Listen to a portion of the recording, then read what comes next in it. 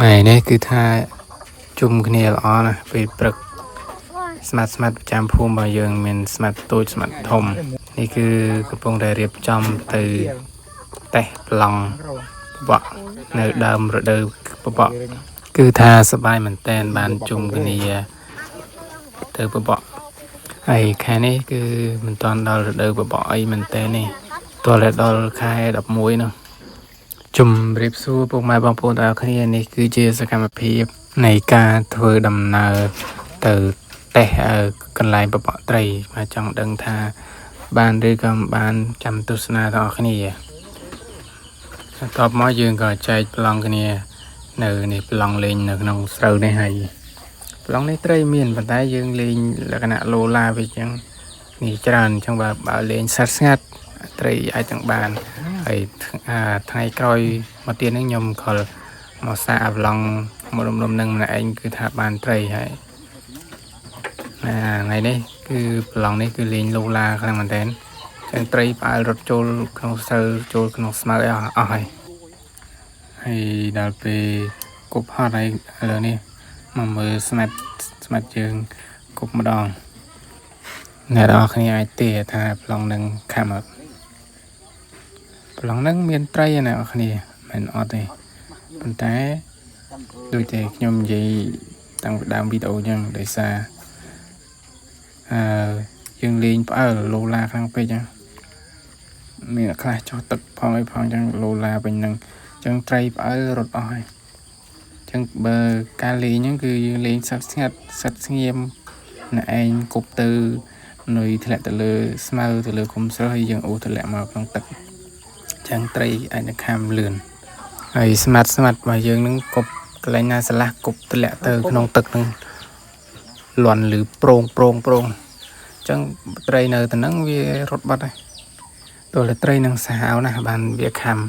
ហើយប្លង់នេះគឺបដូរមកកន្លែងតពាំងនេះវិញ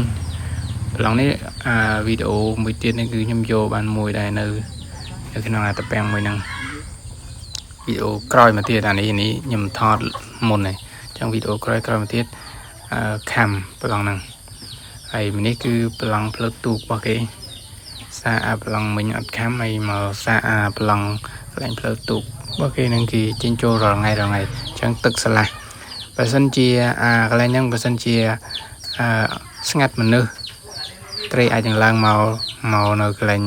ទឹកស្រឡះហ្នឹងវាមកដេញចឹកកូនត្រីសេវាកូនអីចឹងនេះគឺដោយសារកន្លែងហ្នឹងគេជិះទូកទៅមកឆ្លងទៅត្រយមកខាងទៀតចឹងជាកន្លែងផ្លូវទូករបស់គេចឹងដើរគេគេទៅវិជិះមុននឹងវាយជា10-20នាទីចឹងនេះផ្លូវទូកនេះខ្ញុំមើលងាកមកខាងមុខទៅទៀតនេះគឺផ្លូវទូកនេះស្លាត្រីមាននៅខាងចុងនៅខាងមុខកប់អត់ដល់អានេះខ្ញុំតេះមើលឃើញថាវាអត់ខាំឲ្យត្រីវារៀងផ្អើលបើសិនជាស្ងាត់មកឲ្យត្រីនឹងអាចនឹងឡើងមកក្បែររាក់ហ្នឹងហើយត្រីវានៅកណ្ដាលតពាំងហើយបន្ទាប់ពីគប់អត់ដល់ខ្ញុំក៏សម្រាប់ចិត្តថាដើរទៅមុខទៅចិត្តគប់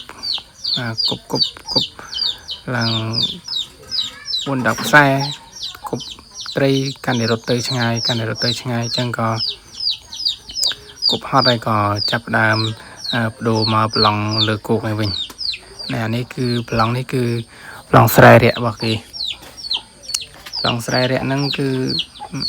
មានកែបហើយកែបដេញនុយឃើញកែបហែបចឹងគប់ទៅអត់ឃើញខាំដែរអ្នកនរគ្នាពេលនេះម៉ោងប្រហែលជាជិត10ហើយម៉ោង9ជាងហើយគប់ឡើងថ្ងៃក្តៅហើយនេះមកប្លង់ភ្លឺស្រែក្បែរនឹងដែរឃើញទឹកវារៀងតំណងទឹករៀងស្លាស់ខាងមុខតិចហ្នឹងហើយឃើញកូនត្រីហែលដេញចឹកគ្នាចឹងតេះមើលសាក់គប់មើលនេះគឺជាការតេះប្លង់ថ្ងៃដំបូងនេះគប់នៅខ្សែរយៈរបស់គេហ្នឹងនៅក្បែរភូមិដែរហ្នឹងអត់ឆ្ងាយប្រហែលនេះហើយបន្ទាប់ពីគប់ហើយអស់ចិត្តហើយមានអារម្មណ៍ថាហត់ហើយពេលហ្នឹងវារៀងថ្ងៃត្រីអញ្ចឹង ស្មើហ្នឹងវាចូលនៅក្នុងគុំស្មៅចូលក្នុងស្រូវចូលនៅកន្លែងលប់អស់វីដេអូរបស់ខ្ញុំអត់មានអីទេគឺបែបសាបបើពុកម៉ែបងប្អូនចូលចិត្តទស្សនាសកម្មភាពតាមបែបស្រុកស្រែបែបរកត្រីរកអីហ្នឹងអាចទស្សនាបានហើយកុំភ្លេចជួយ Subscribe ឲ្យម្នាក់មួយផងហើយវីដេអូនេះគឺអត់បបក់បានទេហើយគ្រាន់តែជាការមកតេស្តដើមរដូវនៃការបបក់របស់ខ្ញុំបាទដល់ខែចូលខែ11ខែអីហ្នឹងខែចាប់ពីខែ11ទៅគឺចាប់ដើមបានត្រីហើយ